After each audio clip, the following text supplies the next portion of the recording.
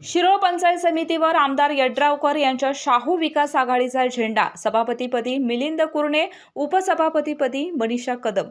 शिरोळ पंचायत समितीवर आमदार डॉक्टर राजेंद्र पाटील यड्रावकर यांच्या राजश्री शाहू विकास आघाडीचा झेंडा फडकला आहे। आज झालेल्या सभापती आणि उपसभापती निवडीमध्ये सभापतीपदी मिलिंद कुरणे तर उपसभापतीपदी सौ मनीषा रणजित कदम यांची बिनविरोध निवड करण्यात आली आहे। या निवडीची घोषणा तहसीलदार अनिल कुमार हेळकर यांनी केली। शिरोळ तालुक्यात पंचायत समितीच्या एकूण 14 जागांपैकी राजश्री शाहू विकास आघाडीने तब्बल 10 जागा जिंकल्या आहेत, तर काँग्रेस, स्वाभिमानी शेतकरी संघटना आणि उभाटा आघाडीला मिळून 4 जागा मिळाल्या आहेत। सभापती आणि उपसभापती पदासाठी केवळ मिलिंद कुरणे आणि मनीषा कदम यांचेच अर्ज दाखल झाल्यामुळे त्यांची बिनविरोध निवड निश्चित झाली।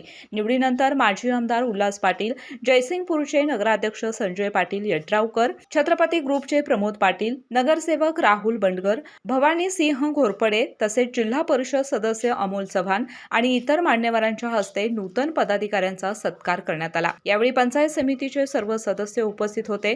दरम्यान कार्यकर्त्यांनी फटाक्यांची आतषबाजी करत जल्लोष साजरा केला। केके न्यूजसाठी शिरोळ प्रतिनिधी कुणाल कांबळे। डॉक्टरांनी ऍडमिट होण्याचा सल्ला दिलाय, पण स्पेशल रूम परवडत नाही। मग टेन्शन घेऊ नका। सूर्य हॉस्पिटलने प्रथमच अगदी कमी किमतीत सर्व सोयींयुक्त आणि रुग्णांची गरज लक्षात घेऊन बजेट फ्रेंडली रूम्स उपलब्ध केले आहेत। कॅशलेस सुविधांसह